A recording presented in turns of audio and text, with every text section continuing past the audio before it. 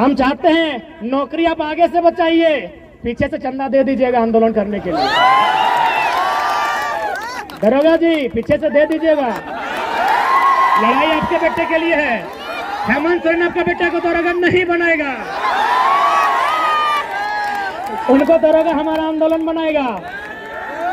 दरोगा जी से निवेदन होगा, डीएसपी भी आया तो सुन लीजिए, हेमंत सोरेन आपका बेटा को डीएसपी नहीं बनाएगा। भारत देश में पुलिसिया व्यवस्था 1861 में आई है। सबसे पहले 1860 में कानून बना इंडियन पेनल कोड, जो बड़ा बाबू के टेबल में किताब है उसका नाम है इंडियन पेनल कोड। उसे हिंदी में कहेंगे भारतीय दंड संहिता, उर्दू में कहेंगे ताजीराते हिंद और अंग्रेजी में कहेंगे इंडियन पेनल कोड।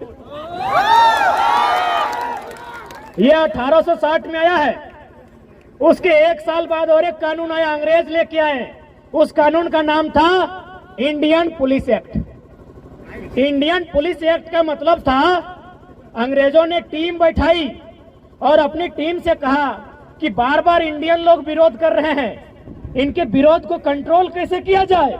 बोला देखिए इंडिया के लोग बहुत गरीब हैं, प्लस आपस में बटे हुए हैं, यदि आप इनके हाथों में एक नौकरी के नाम पर कुछ पैसा थमा दिया जाए तो छोटा भाई खुद बड़ा भाई को पीट देगा।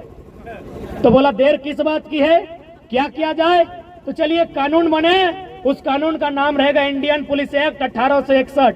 और उसमें तय हुआ कि जितने भी हवलदार, जितने भी चपरासी, जितने भी जमादार और जितने भी पुलिसकर्मी होंगे वो 100% हिंदुस्तानी लोग होंगे। उन्हें किसी को ऊपर लेवल का जॉब नहीं दिया जाएगा, जिसे हम लोग ICS कहते हैं। नेताजी बोस ने पास किया था एग्जाम, आपको पता होगा। इंडियन सिविल सर्विस, जिसे आज हम लोग इंडियन एडमिनिस्ट्रेटिव सर्विस कहते हैं और इंडियन पुलिस सर्विस कहते हैं, इंडियन फॉरेन सर्विस कहते हैं, इंडियन रेवेन्यू सर्विस कहते हैं। इसका नाम था इंडियन सिविल सर्विस। यानी इंडियन सिविल सर्विस में इंडियन का ना हो, बाकी इंडियन पुलिस एक्ट में इंडियन से भर देना है। क्या काम होगा कि जब भी कोई किसान, जब भी कोई नौजवान, जब भी कोई छात्र आंदोलन करेगा, इन्हीं इंडियन पुलिस एक्ट 1861 के माध्यम से जो लोग पुलिस बने हैं इनके हाथों में लाठी थमा के दम भर के पिटाना है। बुरा मत मानिए दरोगा जी, आज भी वही काम हो रहा है। आज भी बिल्कुल हमारे भाई लोग हैं।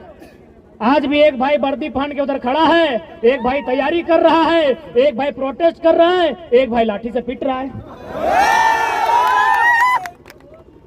जंगलों में जो नक्सली बने हैं ना, नक्सली कहते हैं सबका पैंट टाइट हो जाता है, लेकिन हम साफ कहते हैं कभी सर्वे कीजिएगा, पता चलेगा एक भाई CRPF में है, एक भाई एरिया कमांडर में है। पता कीजिएगा क्यों, किसके लिए? बस मुट्ठी भर लोगों के लिए, बस मुट्ठी भर लोगों के लिए देश का कानून है। यदि आपको यकीन नहीं हो रहा है तो सीट बेल्ट बांधिएगा, अडानी साहब उड़ने वाले हैं। बस मुट्ठी भर लोगों के लिए कानून है इस देश में। आप क्या सोचते हैं हेमंत सोरेन कानून बना देंगे आपके लिए? आपकी जानकारी के लिए बता दें, हाल फिलहाल उनकी एक बहन का शादी हुआ है, टाटा ने 80 लाख खर्चा किया है। क्या लगता है आपके लिए कानून बना देंगे? और मोदी साहब का कहिए मत, भले उनका अपना बेटा नहीं है, गोद लिया बेटा एगो दुगो है।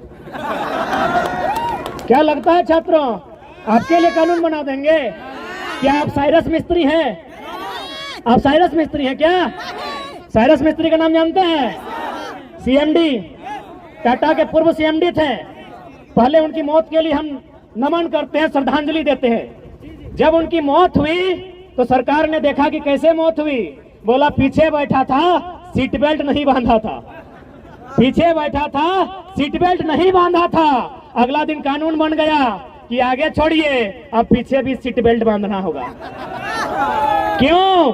क्योंकि मरने वाला साइरस मिस्त्री था। छात्र रोज मरते हैं, मेरे 2 साथी 2 दिन पहले मारे गए, आज तक हम उबर नहीं पाए। और मेरे भाषण से तो आपको लगता है कि गुर्राने वाला टाइगर आज थोड़ा सा उस रूप में तो नहीं है।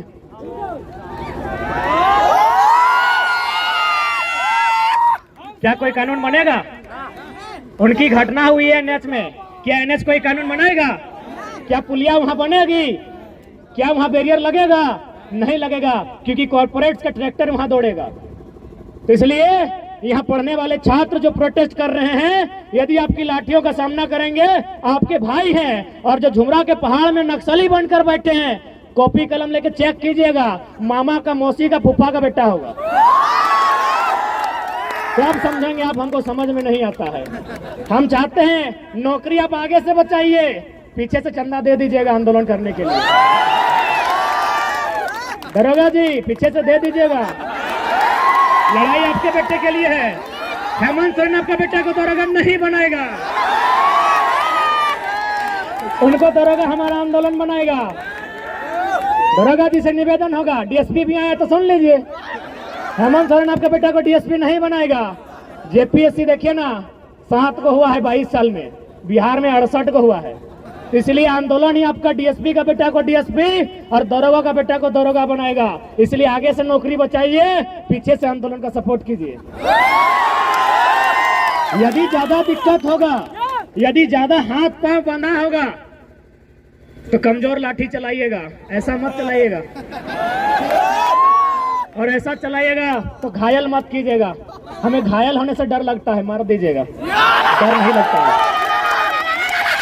मार दीजिएगा, सच बोलते हैं, ईमानदारी से बोल रहे हैं, डर नहीं लगता है। मरने से डर नहीं लगता है, हम ईमानदारी से बोल रहे हैं। हमको बीमार होने से डर लगता है, बीमार हो जाएंगे तो आंदोलन रुक जाएगा। मर जाएंगे तो आंदोलन दुगना रफ्तार से चलेगा। क्योंकि भगत सिंह ने भी कहा था कि मुझे फांसी ना दी जाए, भगत सिंह ने भी कहा था मुझे फांसी ना दी जाए, बल्कि मुझे किसी चौराहे पे खड़ा कर दिया जाए और गोलियों से भून दिया जाए। क्यों कहा था ऐसा पता है? ताकि मेरे बदन पर चलने वाली एक एक गोली को, मेरे शरीर से बहने वाले एक एक लहू के कतरे को देखकर नौजवानों में उबाल आए। इसलिए उन्होंने कहा था हमको फांसी नहीं दिया जाए, बंद कमरे में फांसी ना दिया जाए। यदि हम गुनहगार हैं तो बीच चौराहे में खड़ा कर दिया जाए और गोलियों से भून दिया जाए। आपसे भी वही कहेंगे।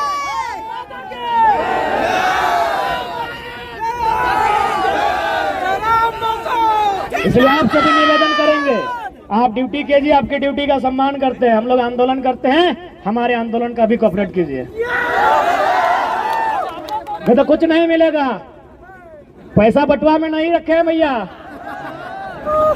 जितने भी पुलिस के भैया लोग आए सब तो बड़े हैं दादा साहब, पैसा बटुआ में नहीं रखे हैं, पैसे एसबीआई में रखे हैं। और किसका होने वाला है पता है ना?